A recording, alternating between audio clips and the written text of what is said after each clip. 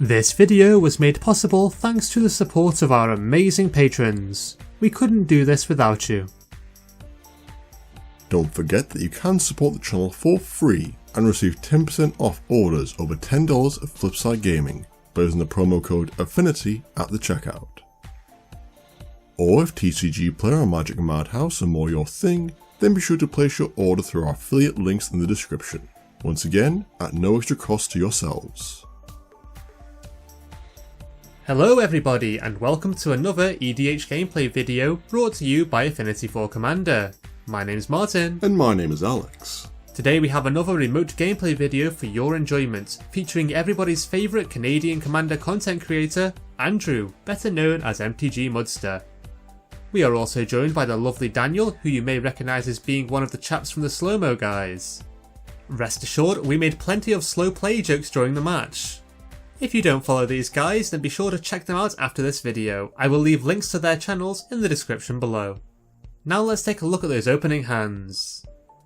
I am playing my Arcades with the Strategist Tribal Defender deck. My opening hand contains Fortified Rampart, Stalwart Shield Bearers, Sylvan Caryatid, Vine Trellis, Dusk to Dawn, Selesnya Guildgate, and Terramorphic Expanse. I'm playing my Gavi Nest Warden Cycling deck, and keep an opening hand of Soul Ring, Arcane Signet, Drannith Stinger, Nimble Obstructionist, Cast Out, Command Tower, and Skycloud Expanse. Andrew is playing his Volrath the Shapestealer Counter Distribution deck. He keeps an opening hand consisting of Fauna Shaman, Incubation Druid, Spawn Writhe, Wickerburrow Elder, Mikaeus the Unhallowed, Woodland Cemetery, and Urborg Tomb of Yawgmoth. And finally, Daniel is playing his Medomai the Ageless Tribal Flyers deck. His opening hand is made up of Lightning Greaves, Sword of the Animist, Blade of Cells, Archetype of Imagination, Temple of the False God, Prairie Stream, and a Plains. Andrew wins the die roll and starts the game off by playing Urborg Tomb of Yawgmoth, who then passes to me. Alex plays Command Tower and casts Soul Ring. Not yet finished, he casts Arcane Signet and passes the turn. Daniel plays Prairie Stream and ends his turn. I play Selesnya Guildgate and pass to Andrew. Andrew plays Woodland Cemetery and casts Incubation Druid. He then passes the turn. Alex plays Skycloud Expanse and casts Raguin Crystal. Okay, we get it, you like to ramp. Next he casts Drannith Stinger and ends his turn.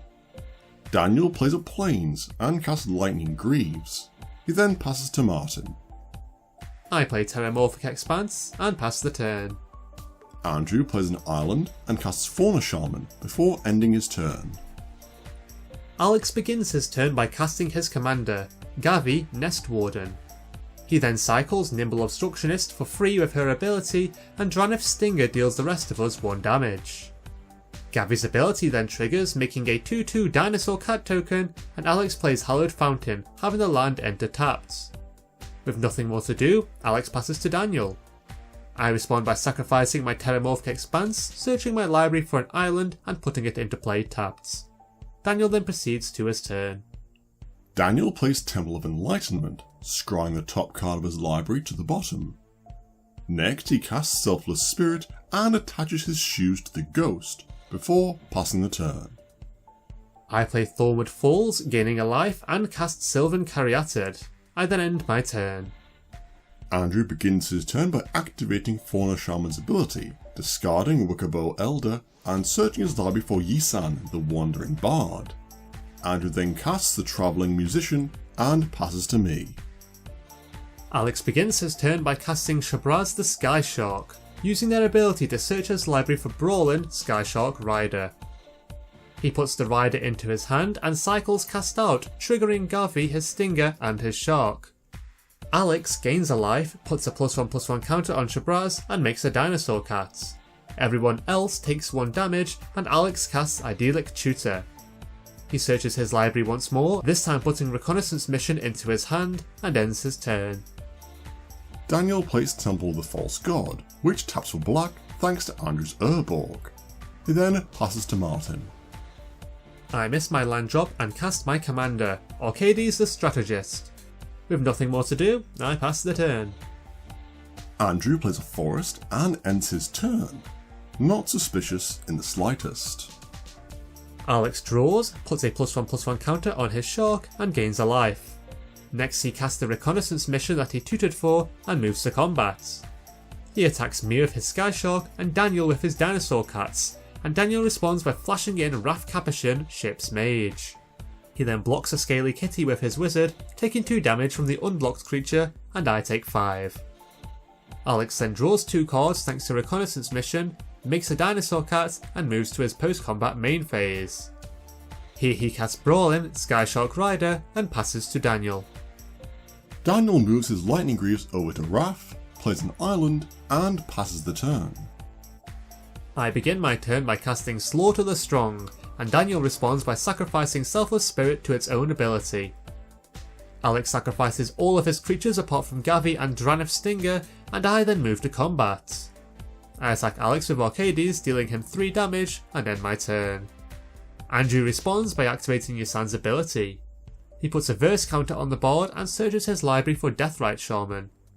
He puts the elf onto the battlefield and proceeds to his turn. Andrew starts his turn by activating Incubation Druid's Adapt ability, putting 3 +1/+1 counters on him.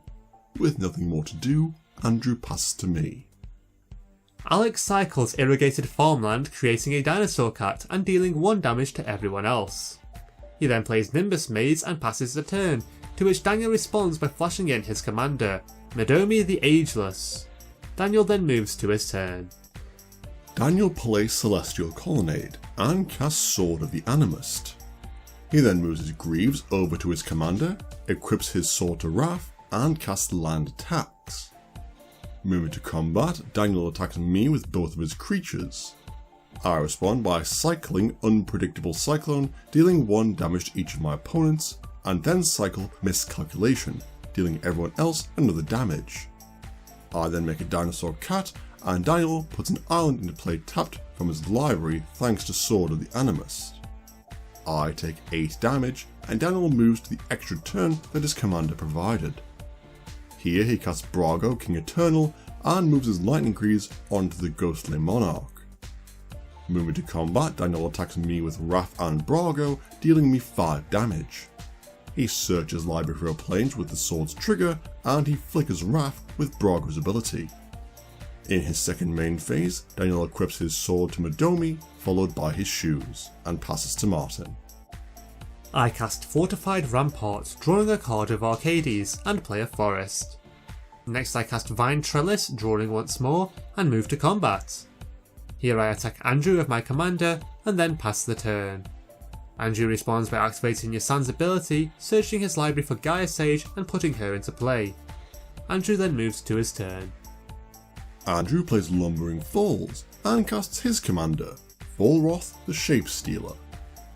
Next he exiles my Irrigated Farmland with Deathrite Shaman and casts Nissa, Voice of Zendikar. Andrew uses her -2 ability to put a +1/+1 counter on each of his creatures, and then moves to combat. He puts a -1/-1 counter on my Stinger and ends his turn. Alex cycles Rebuild, dealing the rest of us 1 damage, and makes yet another Dinosaur Cat. Next he casts Sacred Excavation, returning the Nimble Obstructionist and cast out in his graveyard to his hand. Moving to combat, Alex attacks Daniel with Dranif Stinger and 2 Scaly Kitties. Daniel blocks the Stinger and a Dino Cat, taking 2 damage, and Alex draws a card thanks to his enchantment. In his post-combat main phase, Alex casts Abandoned Sarcophagus and casts the Dranif Stinger in his graveyard. Alex then passes to Daniel, who responds by flashing in Blade of Cells before proceeding to his turn. Daniel starts his turn by moving his Lightning Greaves onto Brago, and then casts Spark Double. Martin responds by casting Rapid Hybridization, destroying Medomai and replacing him with a 3/3 Frog Lizard token. Spark Double then enters the battlefield, and Daniel chooses it for it to enter as a copy of Brago. Gotta love those copy abilities that don't target. Daniel forgets to put a +1/+1 counter on his creature, attaches Blade of Selves to his Spark Double, and moves to combat. He attacks me with Wrath, and Andrew with Brago, and Blade of Selves then triggers. 2 copies of Spark Double's version of Brago are created, with one entering attacking me and the other attacking Martin. Martin blocks the spirit coming at him with his commander, I take 5 and Andrew takes 2. Brago then triggers and Daniel flickers his 2 creatures that attacked. He has the double enter as a copy of Brago, once again forgetting about the +1/+1 counter, and passes the turn. I begin my turn by casting Stalwart Shield Bearers, drawing a card with my commander. Next I cycle Ash Barrens, putting a Plains into my hand and play the land. Not yet finished, I cast Brave the Sands and move to combat. I attack Daniel with my Rampart, Alex with my Caryatid and Trellis, and Andrew with my commander. Alex responds by cycling Rooting Moloch, dealing us all 1 damage, followed by Cast Out, dealing us another damage. He then makes a Dinosaur Cat and blocks both of my attacking creatures with his Reptilian Felines. Daniel blocks the creature coming at him with his Frog Lizard, and Andrew takes 3 damage. With nothing more to do, I end my turn, to which Andrew responds by discarding Macaean Hollowed to Fauna Shaman's ability. He searches his library for Joda's Avenger, puts it into his hand, and moves to his turn. Andrew casts the Joda's Avenger that he just tutored for and puts a +1/+1 counter on his Gaia Sage. Next he exiles Martin's Ash Barrens with his Deathrite Shaman and activates Yisan's ability. Andrew puts Generous Patron into play this way, putting a +1/+1 counter on Wrath and his Avenger with her ETB. He draws a card and activates Nissa's +1 ability, making a 0/1 plant. Moving to combat, Andrew makes his commander become a copy of Joda's Avenger and gives him -1/-1 to have him gain Shadow. He does this again, this time having the creature gain Double Strike, and attacks Martin, dealing him 12 damage. Ouch. Andrew then passes to me. Alex casts Glinthorn Buccaneer and moves to combat.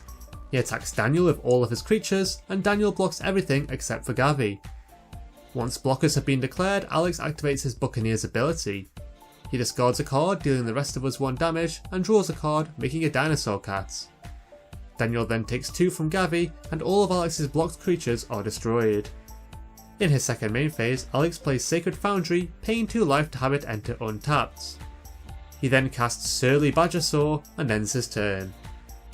Land tax triggers in Daniel's upkeep, allowing him to search his library for a Plains and 2 islands. Daniel then plays one of the islands and recasts his commander.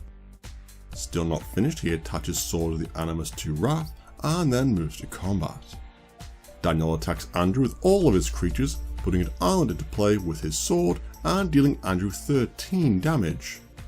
Daniel then flickers Brago and his Spark Double with the Ghost King's ability, having the illusion enter as a copy of Wrath. He then remembers the Spark Double enters the +1/+1 counter, and Andrew graciously takes an additional damage that the creature should have dealt in its last attack. With nothing more to do, Daniel moves to his extra turn that his commander granted him. Here he plays a Plains and attaches Blade of Selves to his Spark Double. Moving to combat, Daniel attacks Martin with Wrath and his illusion, and Andrew with Brago. He then flashes in Quicksilver Amulet and uses the artifact, putting an Archetype of Imagination into play from his hand.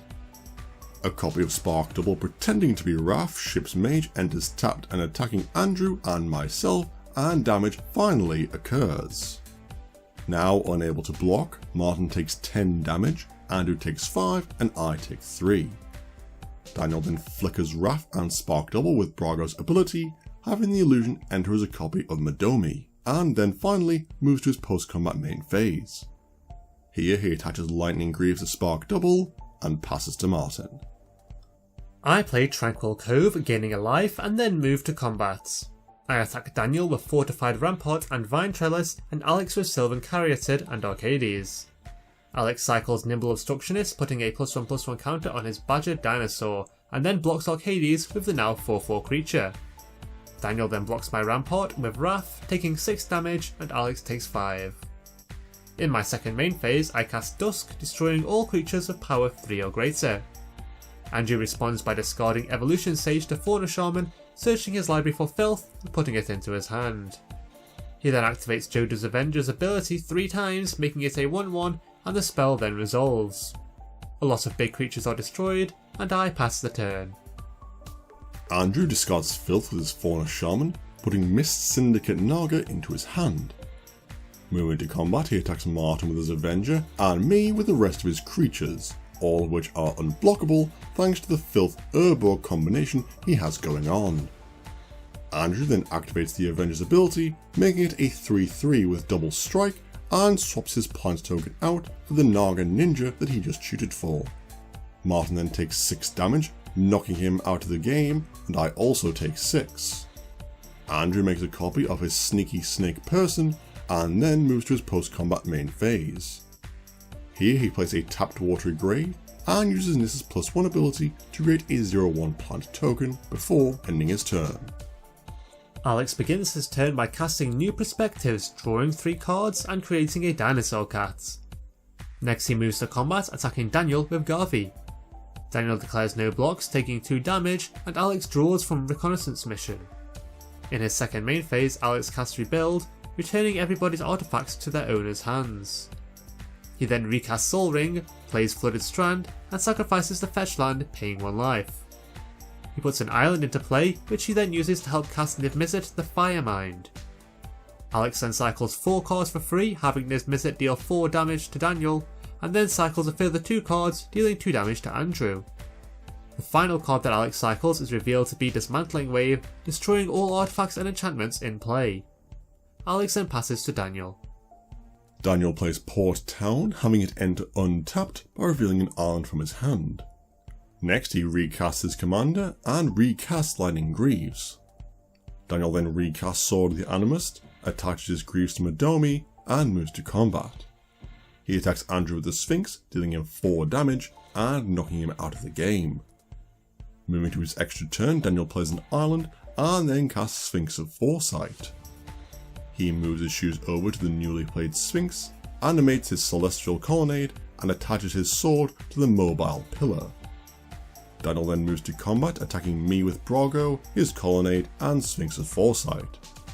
I cycle Desert of the Minefield, dealing 1 damage to Daniel, but unfortunately cannot stop the lethal amount of damage coming my way.